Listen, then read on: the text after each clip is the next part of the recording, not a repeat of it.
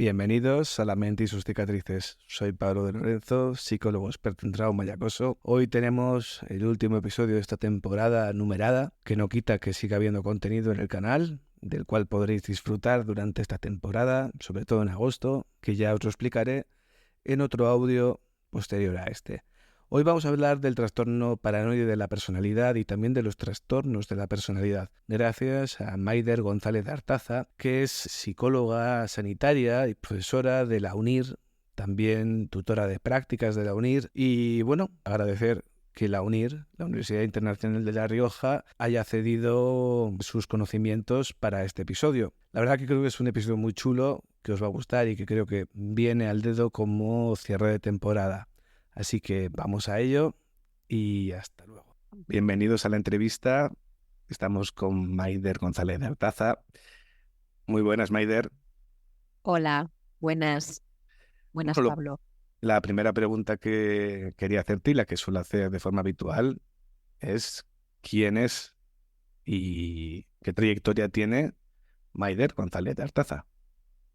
Bueno, pues soy psicóloga general sanitaria, especializada en salud mental y técnicas psicoterapéuticas. Además, soy doctora en neurociencias por la Universidad del País Vasco. En cuanto a mi trayectoria profesional, comenzó en el 2005 aproximadamente, trabajando pues como psicóloga de investigación en el Hospital Universitario de Basurto de Bilbao. Allí tuve la oportunidad de trabajar en diferentes proyectos para la Universidad del País Vasco, para el gobierno vasco y también en algún proyecto europeo sobre trastornos de personalidad, sobre psicosis, que bueno, me han dado la oportunidad de poder asistir a diferentes congresos, participar en diversas publicaciones. Todo esto siempre pues bueno, lo he combinado pues con la práctica clínica. Y en la actualidad, desde hace un par de años, también trabajo como docente en UNIR, en la Universidad Internacional de La Rioja, además de mi función como personal docente investigador. También trabajo como profesora que llamamos en la Universidad de UNIR embajadora en el País Vasco, Navarra y La Rioja. Un poco mi función es visitar centros de prácticas donde los alumnos del Máster en General Sanitario, donde yo soy docente, forman a estos alumnos para ver que efectivamente pues, se cumplen todos los requisitos, los criterios, que las prácticas son de calidad y bueno, pues para establecer una relación un poco más personalizada y poder un poco asesorar y ayudar en todo el proceso docente, ¿no? de los clínicos. Y bueno, que gracias a eso también, Pablo, nos conocimos. Sí, de ahí nos conocimos porque yo he sido centro de prácticas de la UNIR, el Eso gabinete, es, del máster en general y sí, sí, sanitario sí. y de terapias de tercera generación. Y gracias Ujú. a estas visitas, pues bueno, surgió la idea de esta entrevista y bueno, hemos creado un vínculo, ¿no? Laboral, pues bueno, muy bonito y enriquecedor, yo creo. Entrando un poco en la profundidad de la entrevista, porque vamos a pasar Sí. por varias fases, lo primero que te quería preguntar es ¿qué es la personalidad? Bueno, pues a lo largo de la historia, lo que es el significado del término personalidad ha ido cambiando, ha ido evolucionando. En un inicio podríamos decir que el origen se encuentra en lo que es la palabra persona, que hacía referencia un poco a lo que era la máscara que se utilizaban los actores del teatro clásico, con la que pues de alguna forma querían pues bueno aparentar lo que no eran, ¿no? Y con el paso del tiempo pues pasó a usarse para definir lo que son las características físicas de una persona y por último empezó a emplearse para hacer alusión a lo que son las características más psicológicas. Hoy en día el término de personalidad es utilizado normalmente, habitualmente, para hacer referencia a los comportamientos que observamos en una persona y también a su experiencia subjetiva, concretamente pues la forma de pensar y la forma de sentir. Bueno, básicamente, en otras palabras, la personalidad sería la forma en cómo una persona actúa, cómo una persona piensa, que de alguna forma se va expresando de forma automática en casi todos los contextos a los que se enfrenta esa persona y que de alguna forma la hace distinta de las demás. Por lo tanto, podríamos decir que la personalidad es lo que nos diferencia de los demás, pero también es lo que de alguna forma nos hace únicos. Vale, muy interesante. ¿Y cuándo hablaríamos de un trastorno en la personalidad, un trastorno de la personalidad? Antes, si me permites, Pablo, antes de empezar a hablar de lo que es un trastorno de personalidad, me gustaría introducir otro término que creo que es importante, relevante para entender bien lo que es un trastorno de personalidad, que sería el concepto de rasgos de personalidad.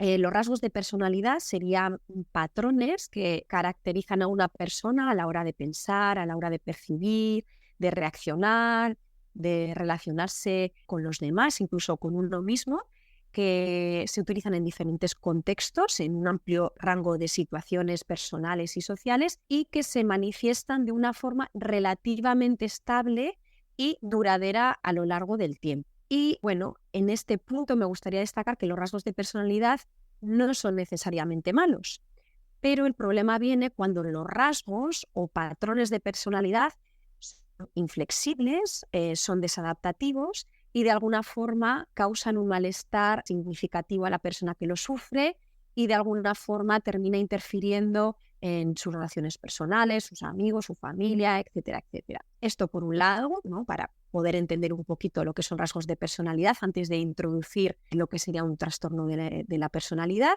Y luego también me gustaría explicar un poquito, así a grandes rasgos, que no se puede diferenciar entre personalidad normal y patológica, ya que no existiría una barrera clara que delimita la frontera entre lo que podemos llamar normalidad y lo que podemos llamar patología, sino que hay como un continuo entre un concepto y otro. ¿Qué quiero decir con esto? Pues que la normalidad puede ir convirtiéndose poco a poco en anormalidad y a la inversa, al revés. Por lo tanto, podríamos decir que la personalidad normal se definiría como aquella en función de los comportamientos y costumbres que son socialmente aceptados y la personalidad patológica como los comportamientos que estarían un poquito desviados de lo que es el entorno cultural. Y ya introduciéndome un poquito más en lo que es un trastorno de la personalidad o cuando hablaríamos de un trastorno de la personalidad, bueno, como he comentado anteriormente, ¿no? La transición de la personalidad de normal a patológica es un continuo, no tiene una línea clara que delimita una a la otra, pero podríamos definir pues bueno, los trastornos de personalidad como rasgos de personalidad, por eso la importancia de introducir anteriormente ese concepto.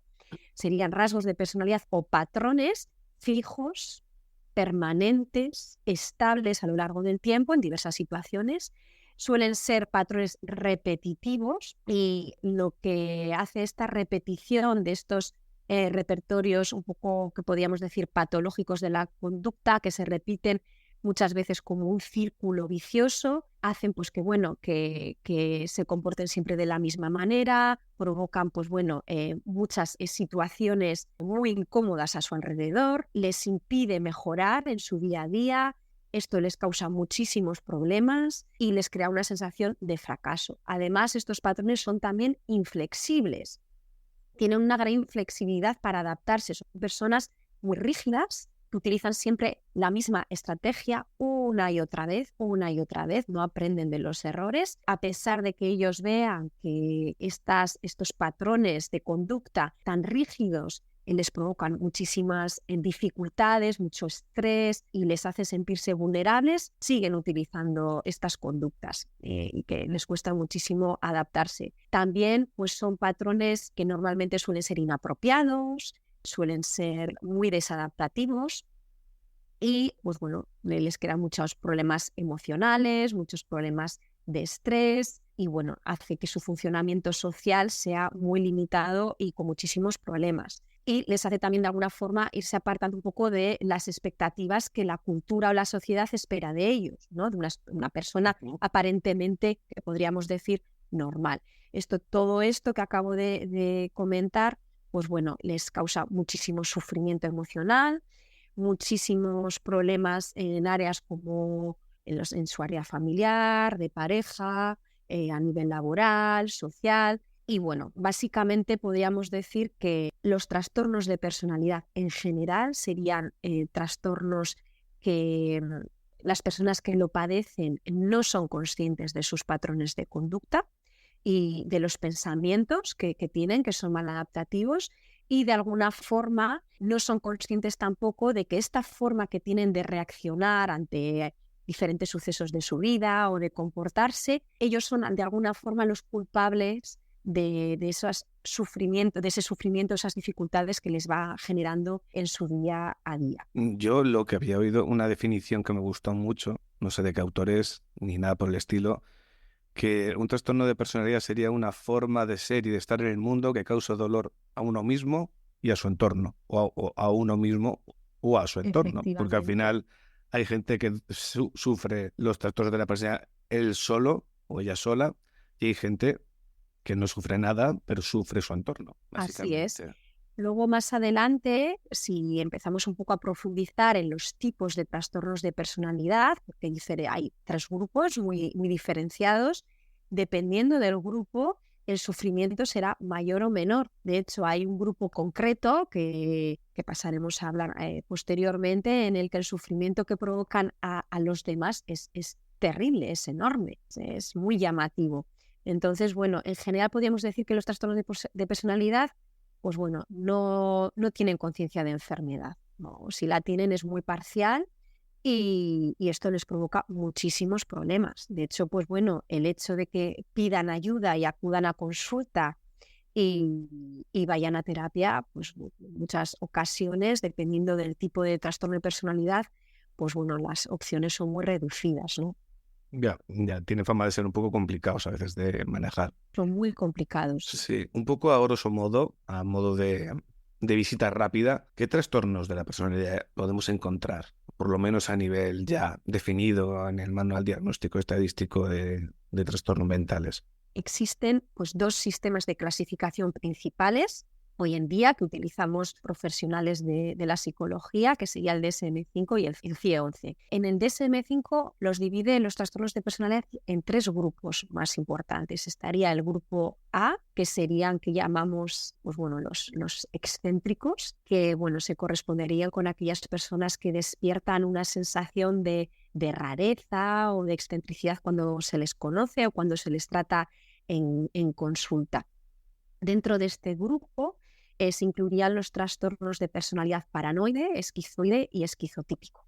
¿Vale? Estos 3 serían los más importantes. Así rápidamente, pues el trastorno paranoide de la personalidad pues estaría caracterizado pues un patrón de suspicacia, desconfianza. Lo desarrollaremos en el episodio de Vale. sí. Luego, posteriormente, el trastorno esquizoide de la personalidad, pues normalmente está caracterizado porque suelen imponer un distanciamiento social o una limitación de cómo se expresan emocionalmente, y el trastorno esquizotípico estaría caracterizado pues, por pensamientos y comportamientos pues, muy, muy excéntricos. Y luego tendríamos el segundo grupo, que es el grupo B, el clúster B, que llamaríamos, pues bueno, serían las personas que, por etiquetarlas de alguna forma, las dramáticas, más dramáticas o emotivas, son aquellas personas que se caracterizan por tener una gran impulsividad, son personas muy poco empáticas, normalmente expresan una gran emocionalidad y provocan en el interlocutor, en la persona que tiene enfrente, pues reacciones muy extremas, muy intensas. Y dentro de este grupo estarían englobados pues, el trastorno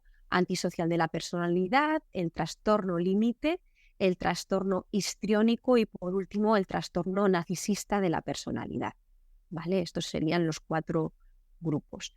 Y por último tendríamos el grupo C, que podríamos etiquetarlos como pues, personas temerosas o ansiosas, en las que estarían englobadas pues, bueno, aquellas personas que sienten temor con mucha facilidad, que son muy ansiosas y que tienen una gran necesidad de controlar todas sus actividades y en especial las relaciones sociales. Bien, lo completarían lo que el trastorno de la personalidad por evitación, el trastorno de la personalidad por dependencia y por último el trastorno obsesivo-compulsivo de la personalidad. Estos serían los 3 grupos que a día de hoy en el DSM-5.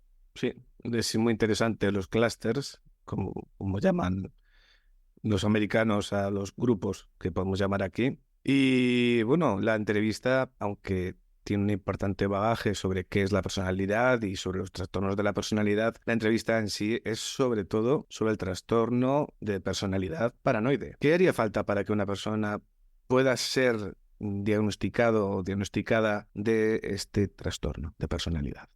antes de entrar un poco a lo que serían con los criterios específicos de lo que es un trastorno paranoide, si me permites, me gustaría decir que para poder diagnosticar un trastorno de personalidad en general es muy importante hacer una buena entrevista clínica, una evaluación psicopatológica, haciendo un buen hincapié en la evaluación de los patrones de funcionamiento de la persona a lo largo del tiempo. ¿Por qué digo esto? Porque seguramente muchos oyentes nos estén escuchando hablar de los diferentes trastornos y ahora concretamente el trastorno paranoide y ya esté, ay, pues mi primo tiene un trastorno paranoide, estoy convencida, o yo igual tengo algún rasgo. Vale, es muy importante que un profesional de la psicología, de la psiquiatría, haga un buen diagnóstico, ¿de acuerdo? Hay que asegurarse de que las características particulares de la personalidad, en primer lugar, no son debidas, pues, por ejemplo, a un consumo de una sustancia, a un estado mental transitorio o ninguna afección médica. Eso es lo más importante, es lo primero que hay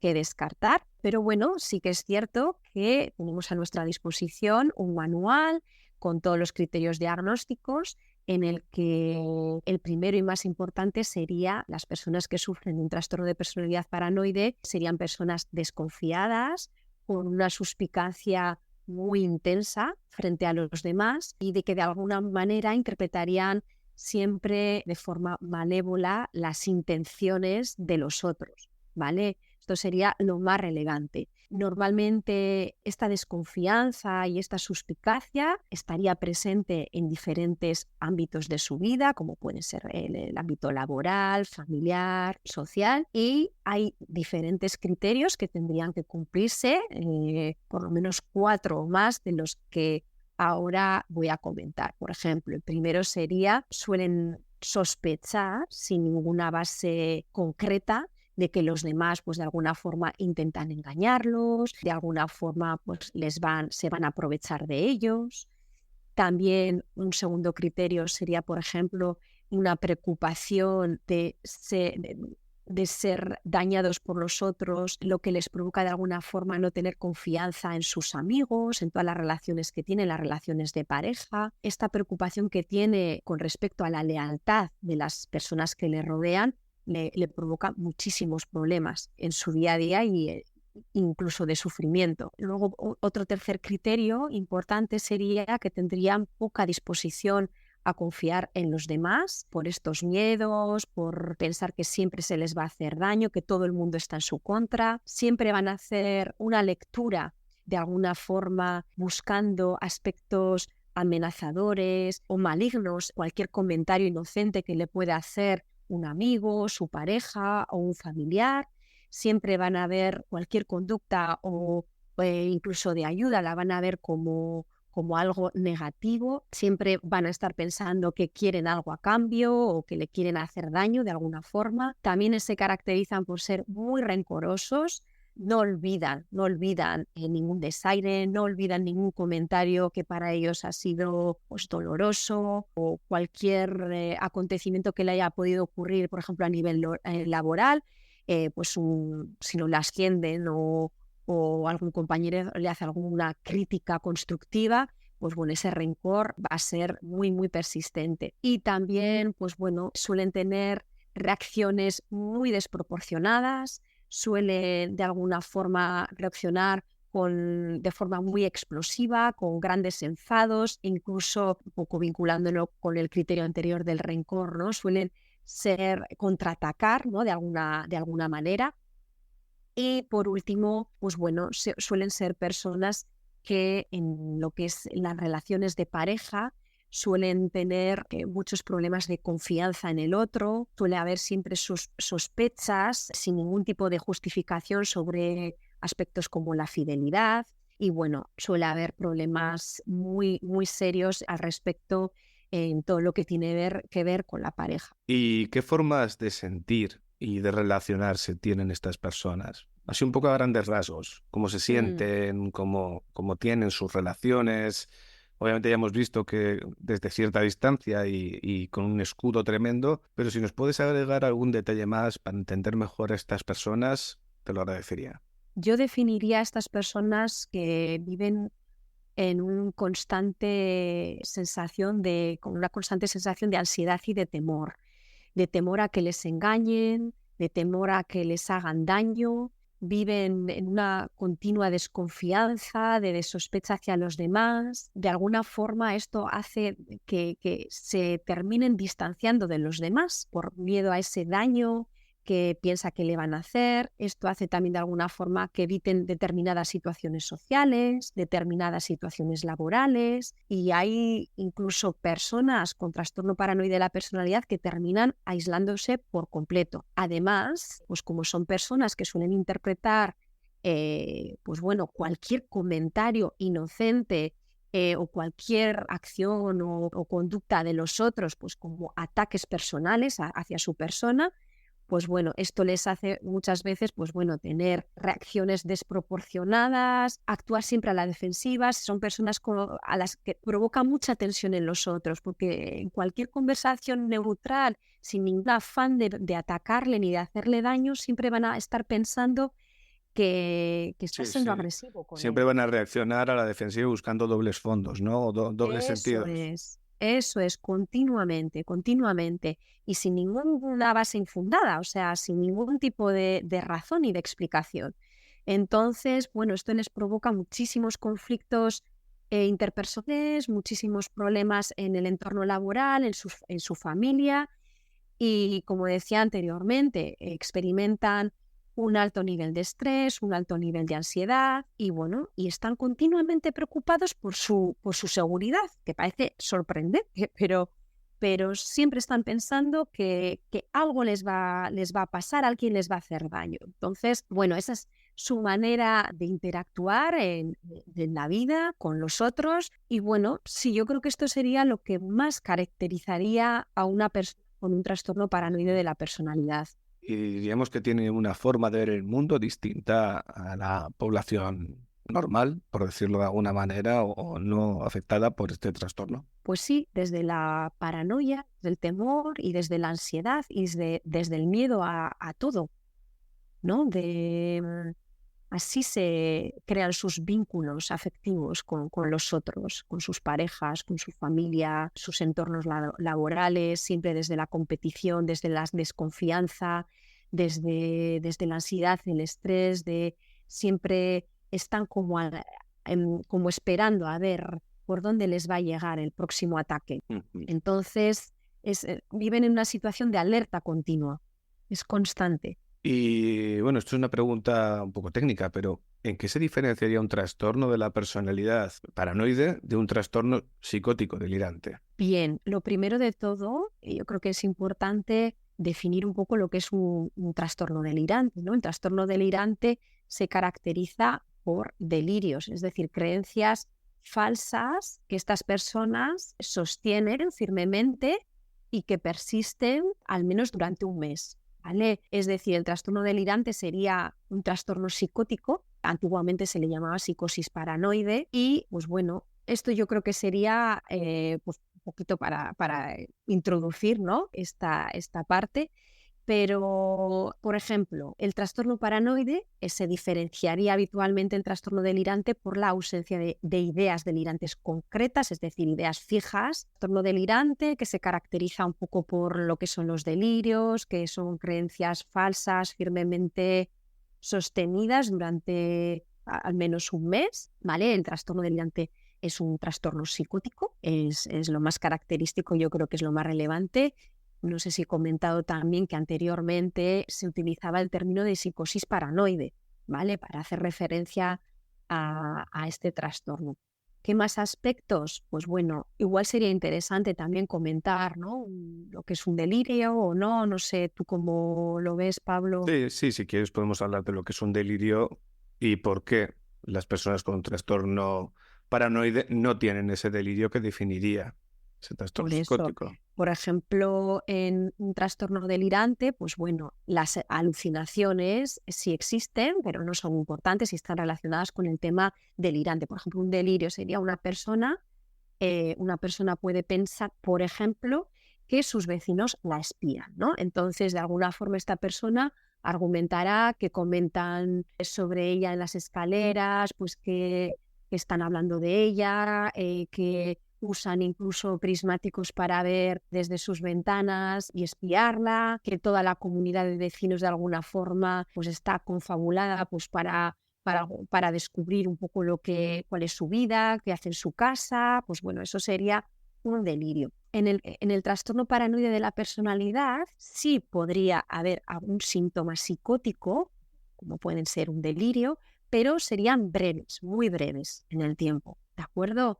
Por eso muchas veces el diagnóstico diferencial entre el trastorno paranoide de la personalidad y el trastorno delirante no es fácil, ¿vale? Claro, No es claro. fácil. Claro, igual para el paranoide, eso se puede ver en algún momento de paranoia muy alta, en el que está muy Eso estresado es, y le están pasando muchas cosas y claro. ya no se fía de nadie, por decirlo así. Eso es, eso es. En el trastorno paranoide, básicamente se diferenciaría del trastorno delirante por la ausencia de ideas delirantes concretas, es decir, las ideas fijas que indican, pues de alguna forma, distanciamiento de la realidad, que tienen que ver pues, un poco con la parte más psicótica. No sufren alucinaciones ni trastornos formales del pensamiento, como los esquizofrénicos paranoides, ¿vale? Para que se me entienda un poco así en grandes rasgos.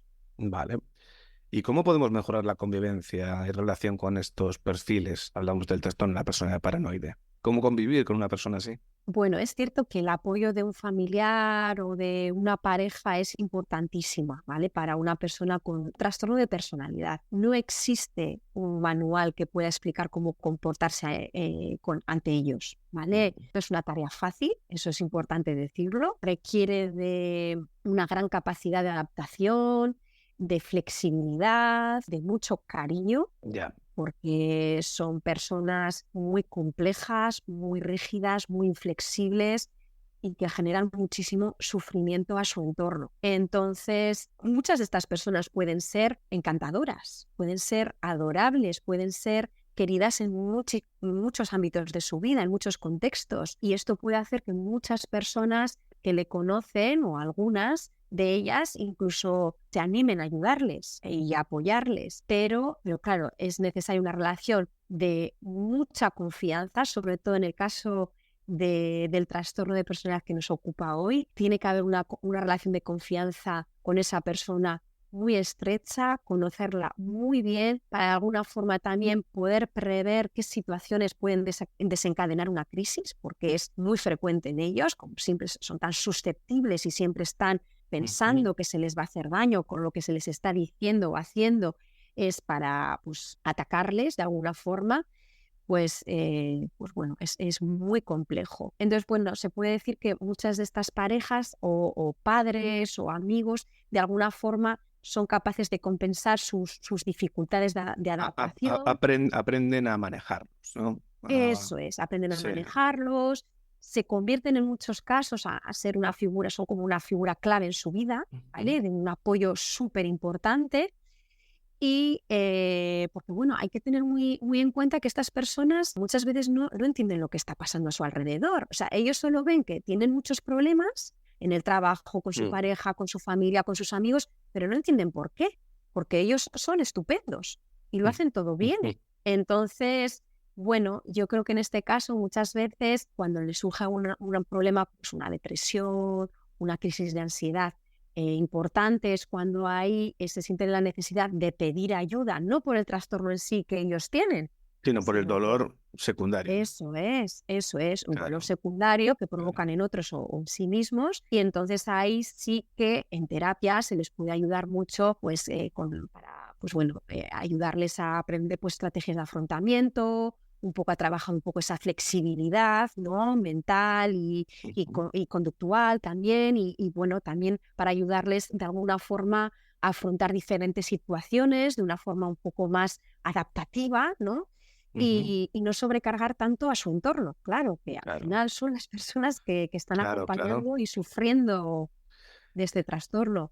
Muchas gracias por la entrevista. Si quieres comentar algo como cierre de la misma o hacer algún consejo para las personas que convivan con este tipo de perfiles, algún mensaje de esperanza. Bueno, pues sobre todo mucha paciencia, mucho cariño y sobre todo que recurran siempre a un profesional de la psicología o de la psiquiatría que al final va a saber cómo encauzar, cómo poder manejar situaciones que, bueno, les pueden causar muchísimo sufrimiento y mucho dolor, que es posible aprender estrategias para poder afrontar, pues bueno, diferentes situaciones, como he comentado anteriormente, y que también, pues bueno, para terminar, comentar que, bueno, que en ocasiones, aunque pudieran parecer que están locos, pues no lo están, sino que simplemente padecen un trastorno de personalidad y que esto, pues bueno, de alguna forma les convierte en personas o pues muy peculiares, muy especiales en su relación interpersonal, pero que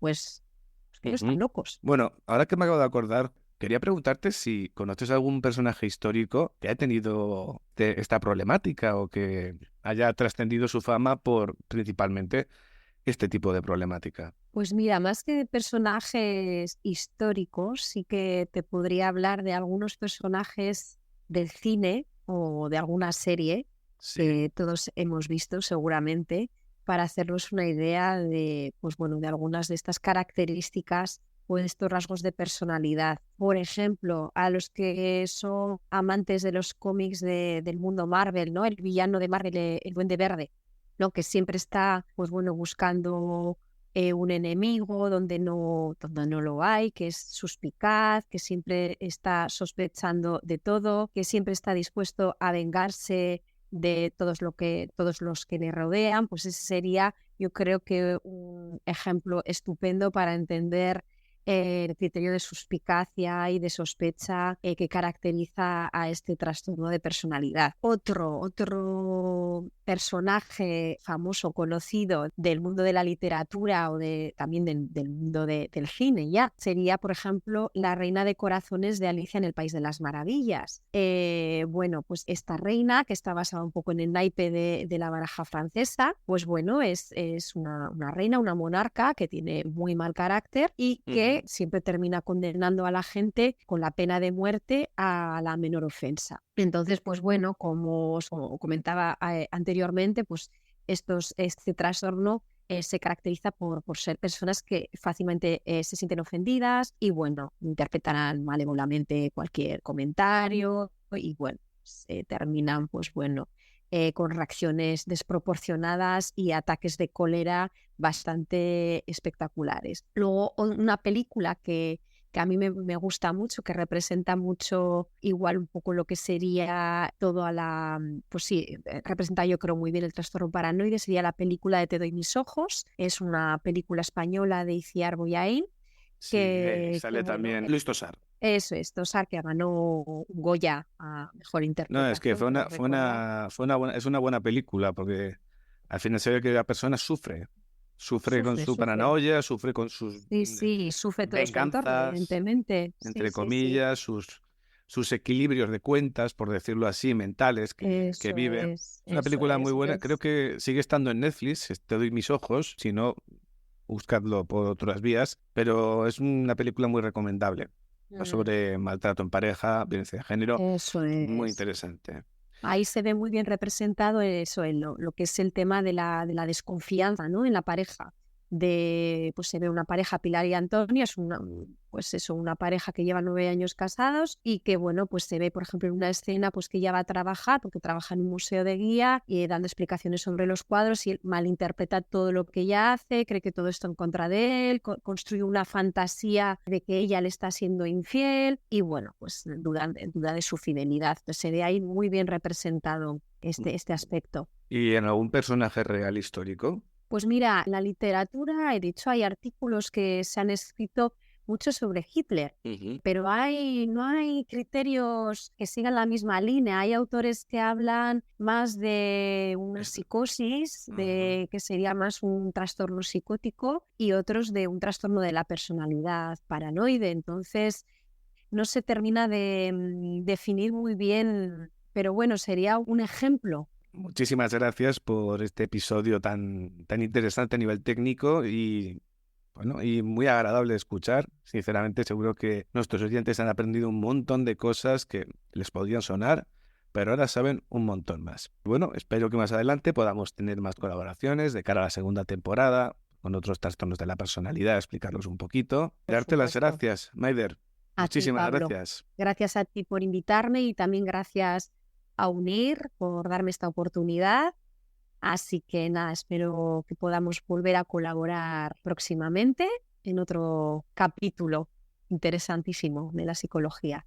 Muchísimas gracias. Y hasta aquí llega este episodio. Espero que os haya gustado. Y hasta aquí llega esta temporada, esta primera temporada que, bueno, no habría sido posible si no fuera por la ayuda de Sofía Rodríguez Sánchez, y también un especial agradecimiento a Alexis Senec, estudiante de psicología, que me ha ayudado en todo el proceso de preparación, búsqueda de temas y muchísimas cosas más. Así que, bueno, nos veremos en la siguiente temporada, que se estrenará dentro de no mucho, con muchísimas novedades. Y recordaros que el correo electrónico lamentysuscicatrices@gmail.com sigue abierto para aquellas solicitudes o proposiciones de temas que se os ocurran y que os interesen.